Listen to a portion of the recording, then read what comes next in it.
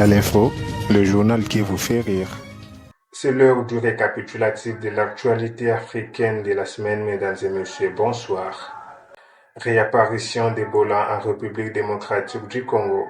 653 cas recensés, soit une hausse inquiétante de 18% de contamination et 144 cas de décès enregistrés.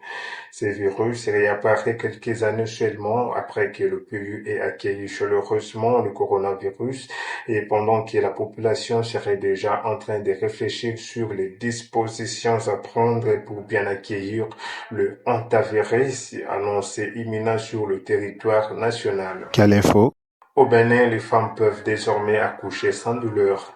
Depuis le jeudi 21 mai dernier, une vaste campagne consacrée à l'analgésie péridurale et obstétricale a été lancée dans plusieurs centres hospitaliers du pays.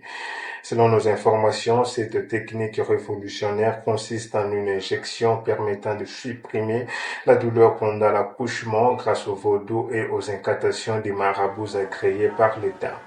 L'accouchement n'étant plus douloureux grâce à cette avancée scientifique majeure, le gouvernement béninois appelle officiellement ses citoyens fornicateurs à cesser désormais de faire avorter les filles des gens. quelle info, Direction maintenant le Congo-Brazzaville où sévit actuellement une importante pénurie de carburant.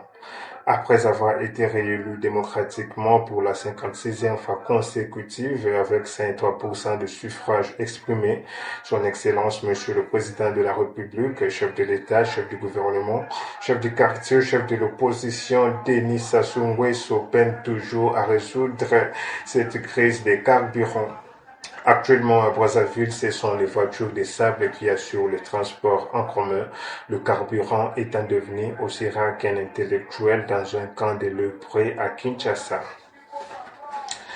En Ouganda, une femme âgée de 100 ans a demandé à ses proches et aux membres de sa famille de lui remettre l'argent qu'ils seront prévus pour ses obsèques afin d'achever elle-même la construction de sa tombe. Interviewée par notre correspondant international Keban Chader, fils des Zébédée, la vieille dame a déclaré vouloir tester personnellement son dernier logement avant remise définitive des clés au Seigneur.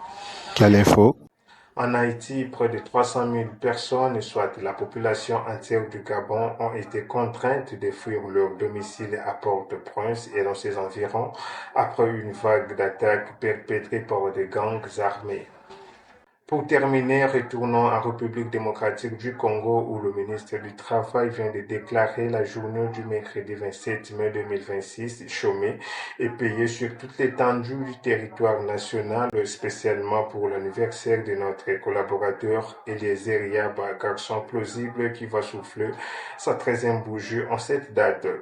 Notre rédaction lui souhaite bon anniversaire et que son âme repose en paix. quelle info, C'est tout pour ce récapitulatif de l'actualité africaine de la semaine, mesdames et messieurs. Merci de nous avoir suivis.